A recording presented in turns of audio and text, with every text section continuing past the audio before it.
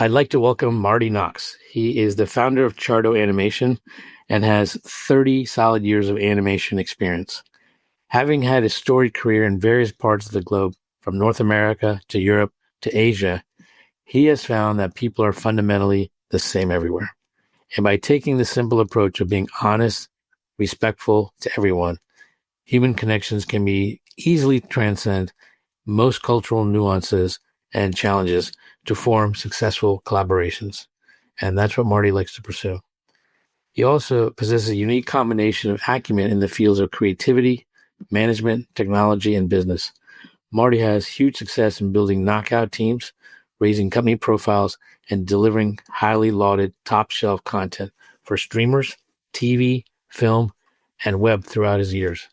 Apart from doing work for higher animation jobs for clients, Chardo Animation creates Asia-centric content in various forms of animation, from features to shorts to series. They have a number of projects that are currently in the financing stage of development and are looking to find passionate, enthusiastic investors and creators who share their love and creative content. Welcome, Marty. Hey. Glad to have you on board. Let's start at the very beginning. Tell me your story and the aha moments that have transformed you and put you where you are today. How did I get started in animation? It's a bit of a funny story. I was a rock musician, drummer, living in a small village in the mountains of British Columbia in Canada. And I wanted to play in bands. And so I moved to Toronto, to the big city, to pursue the music scene. And I joined a band, and I ended up the girlfriend of the lead singer, or, who's now his wife, was working in animation. And at that time, I was working in kitchens, which is a thankless, underpaid, difficult job. And I kept bugging her. She was complaining like, hey, my God, I'm so busy. I need help. And I said, get me out of the kitchen, get me out of the kitchen, get me out of the kitchen. And so I started in animation from there, basically at the very bottom rungs of the management ladder. And I just figured it out and worked my way up. And animation is a very amenable industry for creatives who have other things on the side. So being a musician was great. I could do my animation work in the day, and then I could, go be a rock and roll guy until 3:00 in the morning every night. But let's go back a little bit further, because obviously you had creativity in you. Or is that something that developed at a certain age for you, or you had an aha moment that said, hey, I like being creative? I got a stereo when I was 10 years old, like a record player and an amp and speakers, and I put it in my room, but this was in the 80s. I had a waterbed also, surprisingly weird invention that was. But I got a stereo, and my dad was really into like Rolling Stones and that kind of like new wave of British heavy metal, or that new wave of British Invasion, I guess it was called. And so I remember having this Rolling Stones double LP, and I would put it on, and it would give me shivers up my spine listening to certain songs. And I was like, I need to pursue this. I need to constantly have these shivers up my spine. And so that was basically it for me. And that drove me to love music and want to be a drummer. And yeah. Which songs? Do you remember which songs were giving you shivers? Oh, probably Paint It Black. I think Paint It Black was one. Yeah, The Who as well. Happy Jack. Those early like 60s rock and roll revival type stuff. Yeah, that was cool stuff. So I'm curious, being a creator, let's tap into this a little bit deeper. What about those songs, the music, the lyrics, or what is it that you think made you tingle or the drums up and down? Definitely the beat, the drums. Yeah, it was definitely that, without question. And that's what drove me to be a drummer. So what about the drums? I mean, I want to go deeper, because I think this is interesting, because I think music is an amazing medium and thing, but it's also a time machine. Yeah, exactly. I think me, and what makes me drawn to animation production and creation as well is the organization, the having things in order and in cycles, and being able to set something up to function in a little machine, so to speak, really speaks to me. And also the fact that it's creative, so it doesn't have to be so rigid. It can morph, it can adapt, it can change, as long as you're maintaining this pattern that's going along. So yeah, I think that's how my brain works. And so music and drums suits that, and animation suits that very well. Well, it's part of the creativity. But what I'm also hearing is, now, are you also a composer? Do you write music? I do. I don't think it's music that a lot of people would like. I tend to be more towards the sort of art damaged underground kind of punky kind of music. So I like making music rather than like composing songs. So, Right. Like jamming, I guess, would be the... Yeah, you probably like to improvise, but in terms of writing it from scratch, yeah. But I'm also hearing in you that you're not only the creative part and executing it, but you really like building systems. Yeah, exactly. Yeah. Now that's a different part of the brain now. So let's reconcile that. You have creative, you like going out, trying to, but then you got to come back to systems and building. Why do you think that is? I don't know. There's this need for order that I have. It's maybe low grade OCD or something. I don't know. I need some sort of order, and it can be a chaotic order. It can be a wild order, but it's got to have some kind of order. So, yeah. I think what I'm hearing is that's what gets your tingling going as well, because you see sometimes the real thrill is finding the clarity in the chaos. Yes, exactly. So give me an example or two that you've really done that and how that changed the way you think and perhaps led to your own aha moment after that. I think what really, really affected me most deeply in the process of animation or doing a job that gave me probably that aha moment is I was in Toronto and we were doing this featurette job, which was like a feature quality short film. And I won't say what it's for because it gives me PTSD when I mention the name. But it was subcontracted out to Vietnam to do work. And this was back in 1999. And there was no animation industry in Vietnam in 1999. And I think they just opened for a few years to let foreign businesses in. So there was this influx of sort of cowboys, like it was like the Wild West or the Wild East at that time of business coming into Vietnam to set up internet and to do all this kind of stuff. And so, Southeast Asia being a pretty creative hub, and Vietnam being fairly cost effective, Europeans started setting up studios there and doing work there. And Filipinos came in because they were very good at doing 2D animation, so they were setting up studios. And so our project went over there, and it was an absolute nightmare. People weren't getting paid, and so companies were holding back work and holding work hostage, locked in studios.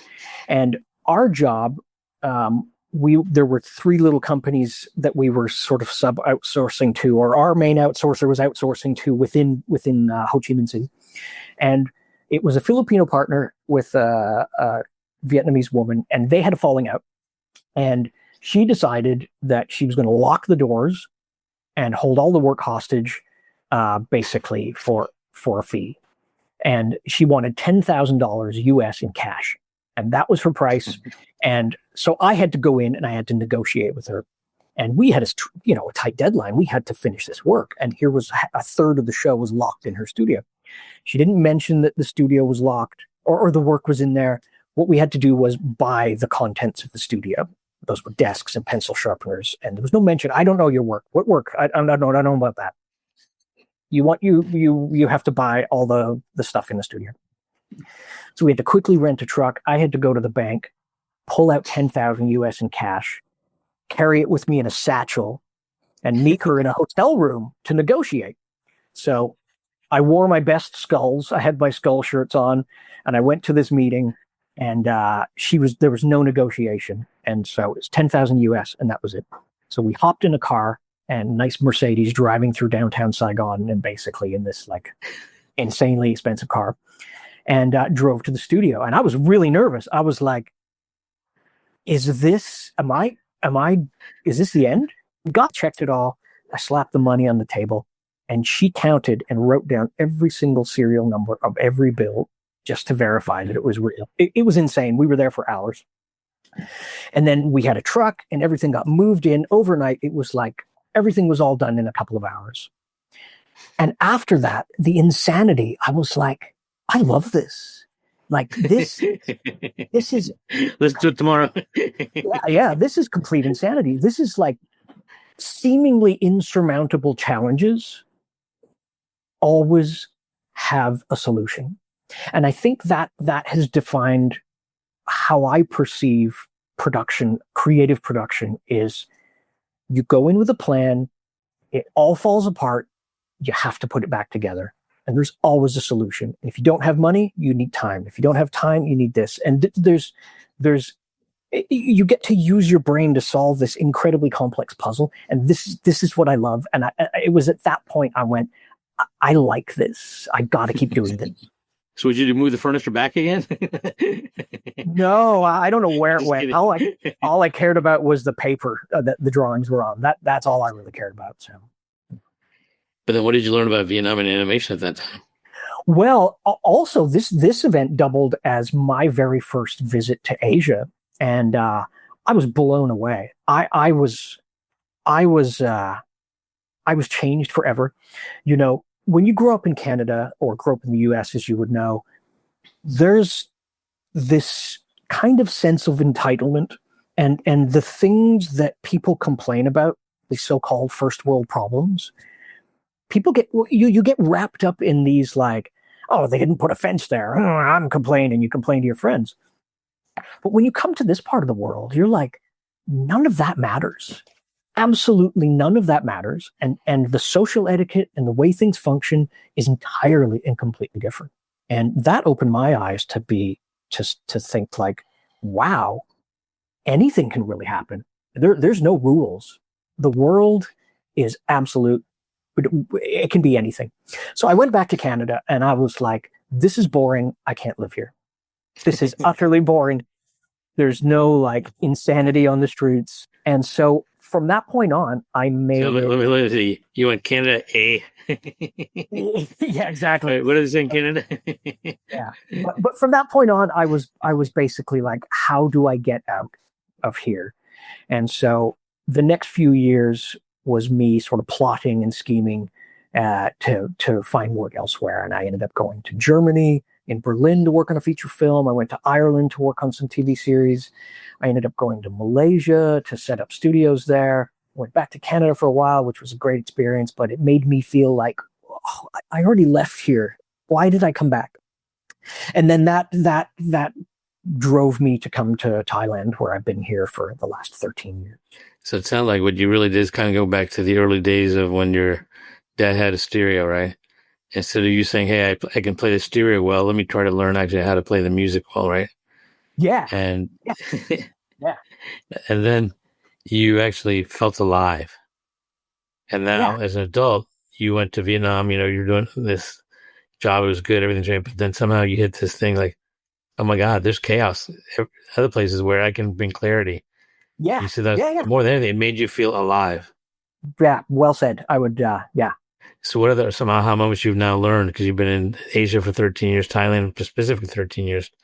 And what have you learned? I mean, in terms of, working, but also animation. I think that's probably changed for you as well, right? In terms of how you view animation and maybe in the process. I think what I've learned is there's nothing is constant. There's no formula. There's no, okay, I learned this. This is how you do it. That works for a little bit. And then 1 year, everything changes. Some new technology comes out, some new process is established, and all of a sudden everybody's doing that. And it's, you got to relearn everything. Or, every single project is like a new experience. It's like every single project is like a new business. You start it up, you have your startup problems, you have to figure out how it works, you get it functioning, it's moving, boom, you deliver. And then it's over. And then a new project comes in. It's like you're starting up a new business. There's new clients, there's new stakeholders, there's new methods, there's a new result, there's a new process. And so, everything is new, and it's always constantly new, which is good for me. There's never a dull moment. There's never a moment where I sit back in animation and I go like, oh my god, this again. It's just every day there's something new. Yeah. I'm going to challenge you a little bit. You said there is no formula, but I'm going to argue there is a truth to the process. So yeah, whenever you see chaos, so tell me about the truth to the process. Even the process gets tweaked, changed, whatever. But I think there's core truths that you always help you establish that process and that structure. Because otherwise, then it would be total chaos. But I mean, to me, clarity is about getting to the core truth of things. One of the truths that I learned and that I really believe in is you have to get a 360-degree view of anything. And that means not some person who has some authority to make decisions making a decision because they think things are right. You have to get feedback from every direction. It's a complicated process making animation. There's a lot of steps and there's a lot of people involved, and everyone needs to be heard. And I think this is the biggest thing that I really learned. And though it may be painful to sit in meetings where everyone gets to speak up, it's important, I think. And I think it's worth it because you get details that you would never consider. And I think the truth is getting a viewpoint from every direction.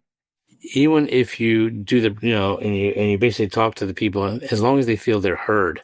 Exactly. Yes. They may not feel that you agreed to their recommendation or what they're saying, but as long as they felt heard, you're still likely to get their buy-in, and that's the key to keeping the process moving forward. Correct? Exactly. It's not just everyone getting their point and activated. It's about everyone feeling like they're involved. Yeah, actually being heard. Yeah. Then that's going to keep involved, as opposed to the saying, look, they didn't listen to me, forget it. I'm going to deal with this. They don't get it. Yeah. I think this is an interesting distinction because a lot of people say, did you hear me? It's not hearing. It's not you actually even agreeing or disagreeing. That's often not the issue. The issue is, do they feel they were heard? And that actually means having some empathy. Yeah. Yeah, exactly. Another thing I really believe in too, and this has sort of gotten me in conflict with previous bosses, so to speak, and why I'm happy I have my own studio. Is that not even conflict with yourself? Yeah,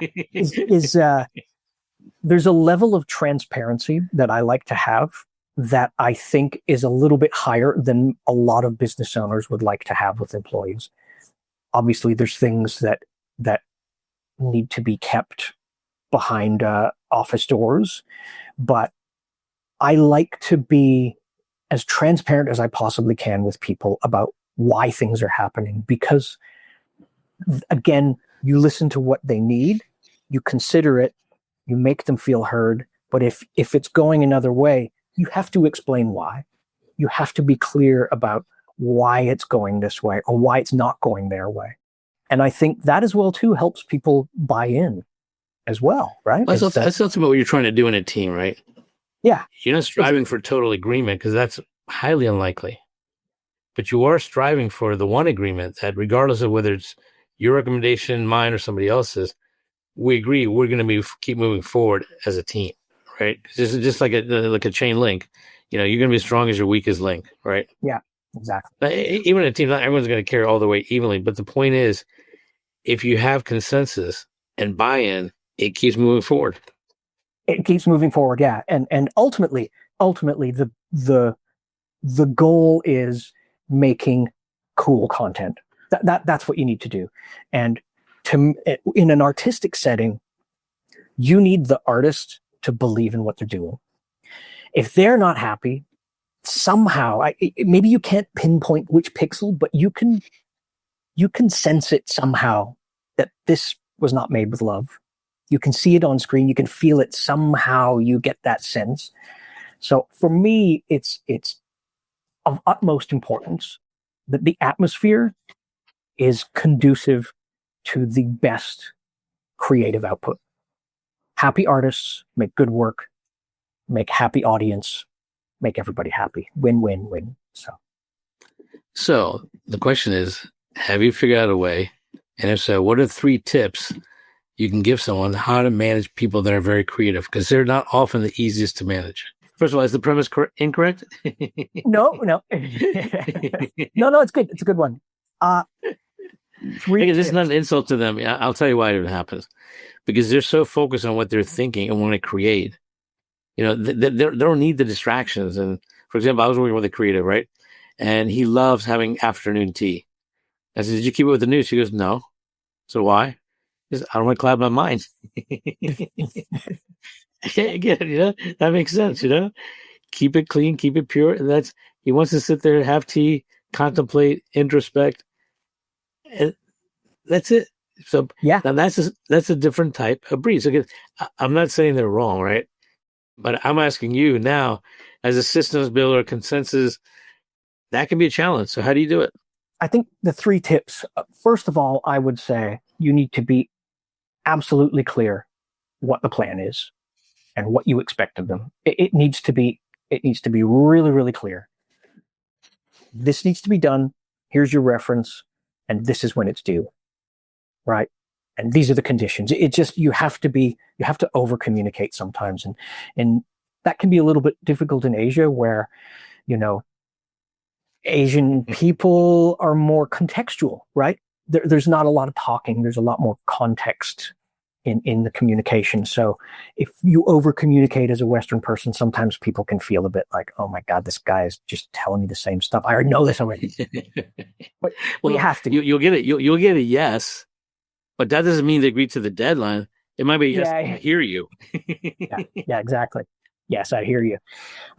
Secondly, I would say it's important to foster accuracy over speed.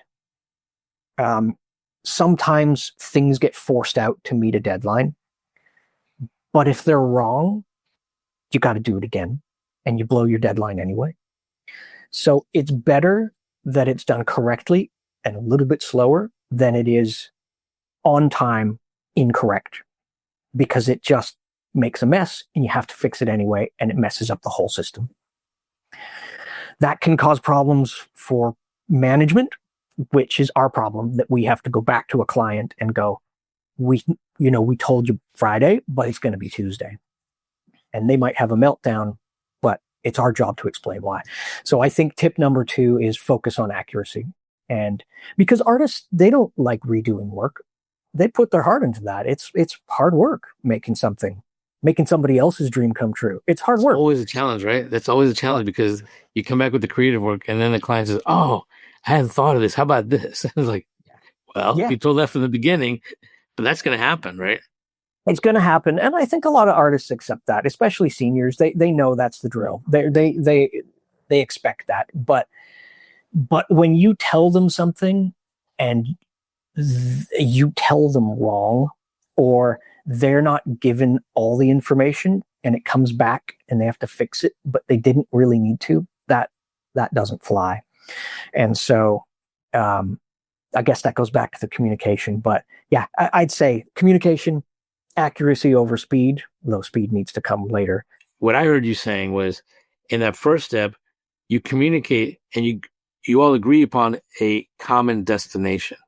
And that's key, because once you look, everybody has their own self-interest, personally, at work, everything, right? Yeah. But in order to create the win-win, you got to get everybody on the same bus heading to the same location. Yeah. Because you can go in individual cars, but it may not be the same. Yeah. Right? But if you can get everybody on the bus, now we have a common objective heading to the same destination. Now that's a win-win bus size. Yeah. Or as I used to say, we all need to be holding hands and skipping down the same road together. Fine. You don't like buses. But I mean, that's the key is, and it's really important in many things, not just animation, but when you're working with a team, have a common agreed upon destination. For example, even when starting a business with people, I just recently had this conversation with a group that were looking to doing some joint venturing. And I said, great, sounds like a real promising idea, but now let's talk about, what do you want as an exit strategy? and when. Yeah. Right? Yeah. Because that's the destination. Ultimately, now some people say, I never want to sell. All right, well, that may not be realistic because ultimately, any business where you're truly going to make fruits of your labor is upon exit, right? Agreed. When I was mentoring a team in entrepreneurship, I had asked, so what's your exit strategy? And she said, I'll never sell. Hey, that's a great thought, but trust me, that's probably not going to be realistic. Right? Even if you don't want to sell, you may be forced to because of family reasons, health reasons, whatever, right? Yeah. And at some point, if you really want the legacy somehow to continue, you're going to have to plan for that. So destination, and then the second was accuracy over timing. Yeah. And I think in your case, it's accurate because with animation, if you put it wrong, you have too many dominoes falling. Yeah, exactly. And then what ends up happening is the poor people at the end of the pipeline, they always suffer. The last visual team is always the compositing department who have to slap everything together at the end. And they start out with schedules like this, and throughout the process, their schedules get like this. And they know it. They know it, and that's yeah. So actually, when you're planning, I try to keep that in mind. I keep those people in mind. The people at the end of the line, they don't need to suffer for. So you got to keep it all in balance, right? Of course. Yeah. And a lot of it is actually just managing expectations before, during, on the way there, right? And that's the trickiest part. Yeah, absolutely. So what's the third element? Don't skimp on the gear, because I've seen people do this. I've seen companies do this where the animators complain, my computer's not fast enough. Oh, my pad is broken. Or I need a better computer. Oh, computers are expensive. You can't skimp on the gear. You need quality gear, because if people slow down because of machines, you're basically just wasting time. You're wasting money. You're wasting money. If it takes someone an extra 3 minutes to save their file, if they're doing that 20 times a day, 40 weeks a year, that's a lot of time. So that money you don't spend on buying a better computer is money you spend in wasted time at the end. So don't skimp on the gear. Let's talk about gear for a second. This is interesting because you start off in the days of hand animation, correct? Yeah. Yes. But those days are gone, or there's still room and space for hand animation? There's a lot of hand animation. Actually, I would say 2D animation is probably right now a lot more popular than 3D animation. Why? People love the way it looks. It's beautiful, and people are drawn to it. Especially like anime is having a huge explosion all over the world. Right now in LA, you've got Disney and you've got Netflix, and they're like, we need a new content. How about we take this old content and make an anime version of it? Like this is what's going on right now. So people love hand-drawn work. It's done in a different way. It's called paperless now because it's done digitally. You have you have tablets that you can draw on, but it's the same principle. You draw on sort of onion skins or transparent layers, and you draw the frames, and maybe you can speed up the cleaning up process by having it digitized. But the idea is the same. You have someone drawing it by hand. It's just on a tablet instead of paper. So now we're talking 2D, 3D, and what's happening with AI? AI is, moving at breakneck speed, and it's getting easier and easier, and getting quite nice looking to just prompt or have somebody draw something. Yeah, I mean now you don't need that really nice creative. Tablet 2D or 3D. Right now it's just about giving the right prompts, directions, and fine tuning it. It's a different skill set, right? There is a lot of that stuff, but I don't think it's going to blow people away. I think the new penny shine of, oh my God, look how realistic this looks, or look how amazing this looks. I think that new penny shine will wear off, but the real people that will rise to the top will be the real artists. For example, I'm working with a guy right now he's an incredible designer, character designer, and location designer, hand drawn. He does like Sony stuff. He's worked on Sony feature films and things like that. Thai guy, incredible. He's using AI where he designs his characters first in 2D paper, and he puts it into the program to make it a 3D model. And it's now able to retain his drawings in a 3D environment. And then he prompts how it looks and angles and things like that. But he sort of keeps his own style translated into 3D, and it looks amazing. It looks really cool. So I think what AI is doing right now is cutting down on the development process. So rather than going through all these steps to see what it finally would look like, you can draw it and stick it in there and get a sense already, like almost immediately. Give me an example. How much cutback are you seeing in the design process because of AI? Let's say, normal was 100. Now, how much of a compression are we talking about? It's a 80 to 90% increase, I would say, in that area. It's cutting out that much of the process. So it speeds up. You can get what would take 100 to do before, you can do in 20. Yeah, exactly. Yeah. Now, accuracy and quality. That's the part that needs to be worked on. A lot of the early problems, last year, with AI was that you couldn't really do iterations of things because you'd get a nice look, but when you wanted to change just that little piece over there, it would create a different whole new image. Yeah, exactly, right. Yeah, I've learned if you want to change the name, from your name on there, right? It says Marty, but then you say, oh no, it's Marty with a Y as opposed to IE or whatever, right? It will change that, but then it will change everything else. Yeah, exactly. Yeah. Or you just open his eye a little bit more. Boom, new image. But this is getting much better. This is getting a lot better now, where you can control the consistency of the model, you can control the consistency of the environment, you can control the camera angle, and you can make small adjustments to the thing that you just made. Now, is that happening in most AI applications, or is this specific AI platforms for animation? It's specific AI platforms for animation. Yeah. Okay. I'm having a hard time keeping up. Basically, there's new platforms, there's new apps and programs almost weekly. Yeah. This is going to get more and more and faster. Yeah, exactly. I mean, if you wanted to know, you could just do a Google search. But there's a lot of people use combinations of AI. So they'll use this to get that, and then put it into there to get that, and it's quite complex. I think this is the tricky part with AI right now. Is people are hacking. There's not one program that does it all. People are hacking different programs to get their final result. So they're using that and putting it in there and adjusting it there and pulling it out of there and putting it in there. 4 different programs to get their final result. Where do you see this heading? In 2 ways. One, how is it going to change the process? But how is it also going to change ultimately the content that's put out in animation? I don't know. It's really hard to predict. One thing that I think might happen, it'll be so easy to make content.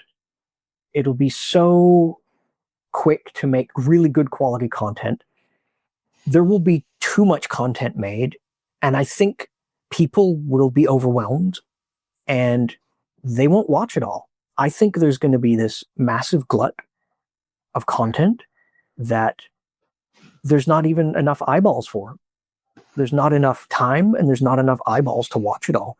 And so the cream of the crop will rise up, and there'll probably be some reaction where people want to go back to look at traditionally made stuff. Some, not necessarily nostalgia, but people like long playing records. That's never really gone away. There was 8 tracks, and there were cassettes, and there were CDs, and then all of that went away and it's digital streaming. But records, people still buy that. Artists still make records. People still love records. Yeah, it's not going to die, but it's certainly a lot less. Yeah. But then my question to you is, when you're doing this, and I agree, I think there's going to be too much content out there, how do you from the beginning strive for and get to cream of the crop content? Because that's still always going to stand out, right? Yeah. And that's even now, right? That's going to happen anytime. There's always going to be some cream of the crop content. And my question to you is, what 3 elements have you seen consistently are needed to get cream of the crop content? Oh, well, topmost number one without question is your story. And in fact, good story or a good gag or a good joke, it doesn't matter how it's made. I mean, look at South Park. South Park is the cheapest looking, the cheapest to make animation in the world. But it's the story, it's the writing, it's the jokes, it's the gags that gives it longevity. So I think AI, it's not going to matter how cool it looks or how interesting. It's going to be, is this funny? Does this bring a tear to my eye? Is this thought provoking? It's the story. It's always going to be the story. You know, you look at Disney, for example, Pixar. They've bombed. Their last handful of movies have bombed. And it's because, I mean, no matter how many millions you put into it and how fantastically amazing it looks, right, if the story's, formulaic or boring or is not innovative or new, people don't care. It doesn't matter how much money you throw at something. It's the story. I agree. And I'm going to actually get a little bit deeper. The story, actually, I think what you're saying is evoking an emotion. Yeah, exactly. Right. Yeah. I mean, we were just talking that about recently over lunch, right? I mean, if you can get to a point where you can evoke an emotion with food. Yeah, right? Exactly. Yeah. It's the senses, right? It's you get your senses tingling. You get that spine that just tingle up the back of the spine. Going back to when you're 10 years old. What makes you tingly makes you feel alive. Yeah, exactly. And content can do that. And food can do that. And sound can do that. And even smells. And smells can do that. Yeah, exactly. And it doesn't matter how you get to that. It's that happens, right? And it could be AI, it could be beautifully AI made, it could be a single sketchy drawing, it could be a painting with oil paints that takes someone 12 weeks. It doesn't matter. You're right, it's that evoking that emotion. Yeah. But the other thing is when you evoke an emotion, the next thing happens. You're creating an experience. And that's what ultimately people are looking for. People aren't coming in and saying, hey, I'm seeking an emotion. Right? They're actually seeking an experience. And that's the emotion, once triggered, creates the experience.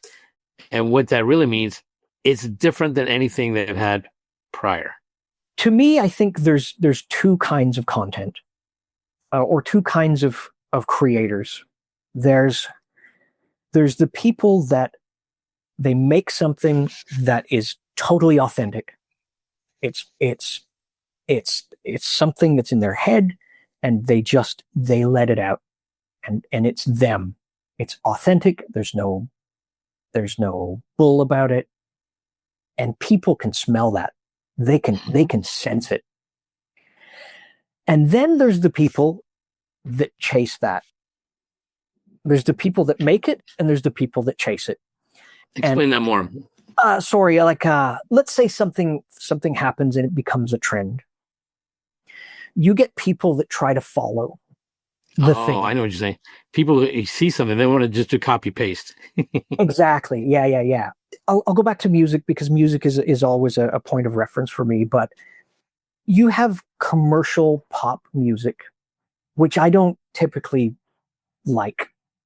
I respect that they can mass produce and make millions as a business. Wonderful. But the actual music itself, it sounds like it's created to make money.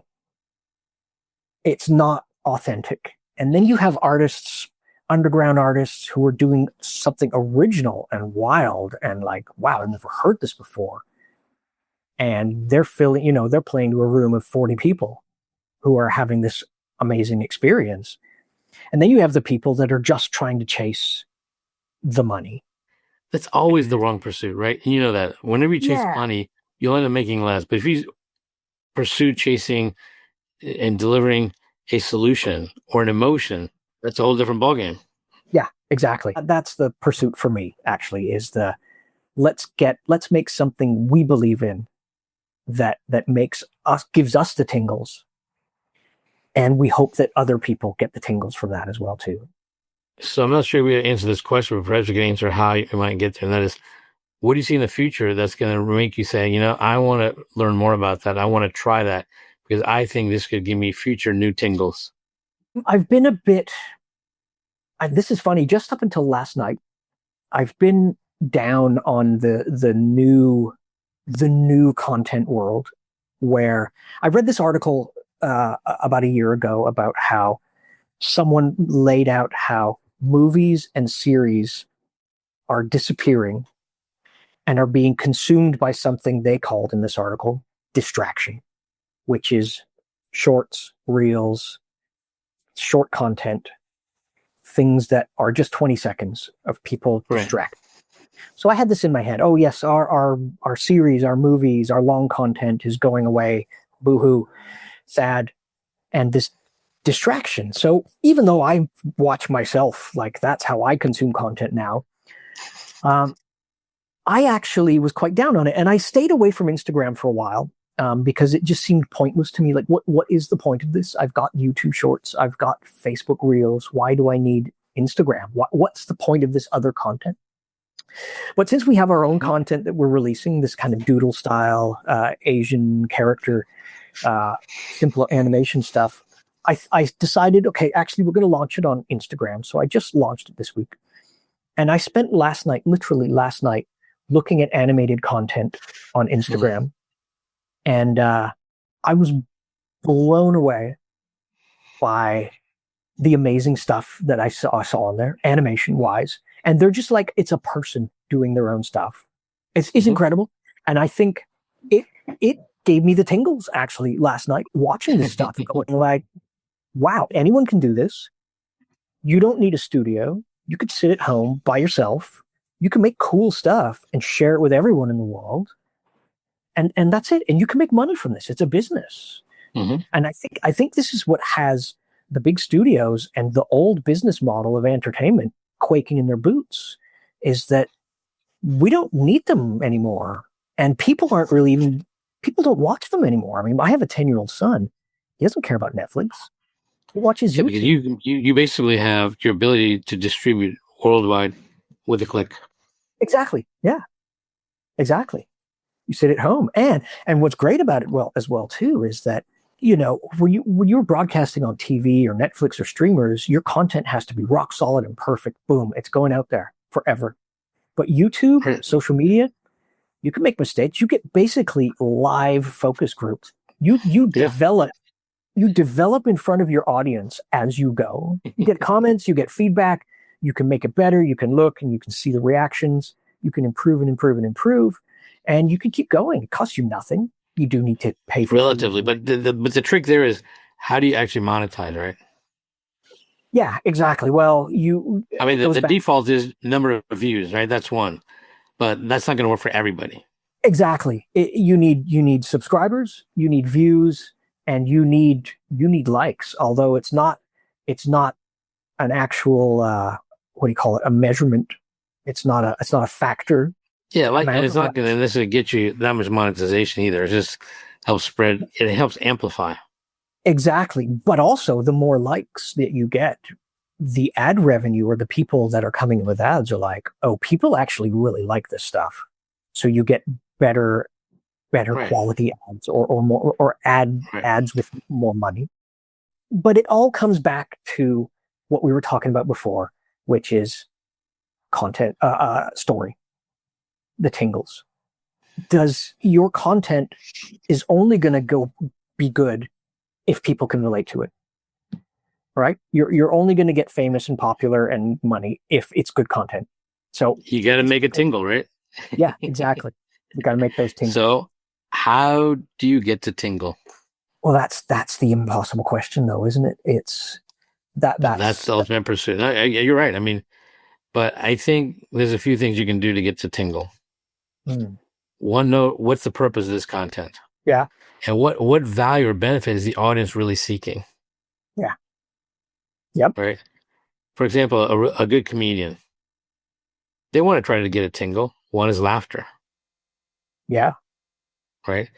And the other is actually thought-provoking laughter. That's even better. That's a double tingle. Yeah. Yeah. One could even argue it might be a triple tingle. Yeah. Right? Yeah. Depending on how much thought provoking you are. Yeah, for sure. But that's the thing. If you stack emotions, then you're more likely to get to a tingle. But there's no guarantees in life other than death and taxes. One thing that we're trying to do, or the guy that I work with for our project, this has been a trend that's been going for a long time that is having negative consequences, is forcing a message into your content that overshadows the entertainment. I think you're right. I'm trying to understand a true example to totally crystallize what you're saying for me. There's kids content where it's about environmental protection or something like that, like say Paw Patrol. Even though it's insanely popular, it's all about the message, right? You know what I mean? I think I know what you're saying. It's about acknowledge why the people are coming to you in the first place. Yeah. But if you get to the point where you want to convert them, now that's crossing the line. Yeah, exactly. Well, or for example, look at old Looney Tunes. You know what I mean? The Roadrunner and Coyote, right? Coyote, yeah. He was the bad guy, right? The Roadrunner was the good guy, and he always tried to cut corners and do sneaky things, and he always failed. He always tried to do something that was like sneaky or wrong, and he always failed. But you never got the message, don't be sneaky, don't be wrong. It wasn't drilled into you. It was like funny. It was animation. It was cartoons. But you get it. You get it subconsciously. Exactly. So there is a message in there, but it's wrapped in entertainment. Exactly. Not the other way around, where the entertainment. Now I get what you're saying. Now you get it. Because sometimes people lack the entertainment, which is why they're there. Yeah. And they focus on the message. And therefore, they're not going to be as successful in amplification of their message. Because what humor does, message wrapped in humor, amplifies it, but also speeds up the connection with your audience. Exactly. It goes into the brain a little deeper. Yeah, absolutely. I think it's partly a reaction to, not wanting to get sued by parents, where, this climate of like parents don't want. I don't know how it happened, but culture shifted somehow to like, let's protect our children too much. You hear this all over the internet of like Gen Xers or us who, back in the olden days, we used to drink from the garden hose and we'd stay out till 10 o'clock riding our bikes, Of course, the world is a different place right now, but are we too overprotective? Has it gone too far? Has the pendulum swung too far the other way? So, great question to ponder, but the last question I want you to answer: if you could have lunch or dinner with anyone, who would it be, and what would you like to ask? You know who I would like to have lunch with would be a guy named Bill Plimpton. Do you know who Bill Plimpton is? He was an animator from the 90s. He did like these MTV animations, and they were all these crazy hand-drawn, like super weird things. He's still going around, but yeah, very, very creative. I mean, MTV never really had one logo, right? I mean, he did all of this. No, he did these particular ones where there was like, it was like the head would get screwed and twisted, and they were like these morphy psychedelic type hand-drawn animation things. He did all those, and they were just so original and just so bizarre and unique, and no one else was doing them. And it's just this guy's brain on paper, basically. And what would you want to find out from him? How do you tap into that? Like, how do you fearlessly tap into that? Like, how do you fearlessly throw yourself into the world and I just don't care what people think about you. Just do your thing and let it out there. I think that's an admirable quality. I suspect he would also tell you not everything I do hits it out of the park either. Yeah, for sure. Right. And that he definitely, in those moments, he doesn't see it as failure or mistake. He sees it as a learning point, I'm sure. I said, those are the kind of people that just keep moving forward. And each time they do, because they turn a mistake or a problem into a learning event, they'll just get better and better incrementally each time. And then people say, wow, you really hit a home run almost all the time, right? I mean, even in baseball, I don't know if you're a baseball fan.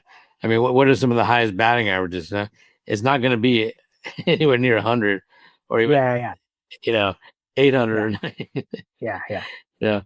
Batting average. So, yeah, for sure. The iterations. You keep moving forward. Iteration, right. So, well, listen, I want to thank you very much, Marty. This is very entertaining and revealing.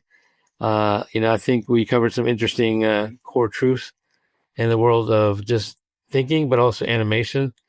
And I thank you very much for joining on the podcast.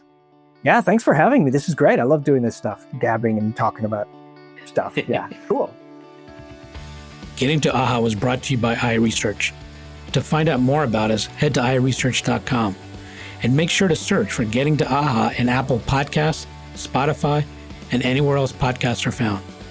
And don't forget to click follow to ensure you don't miss any future episodes. Thank you for listening.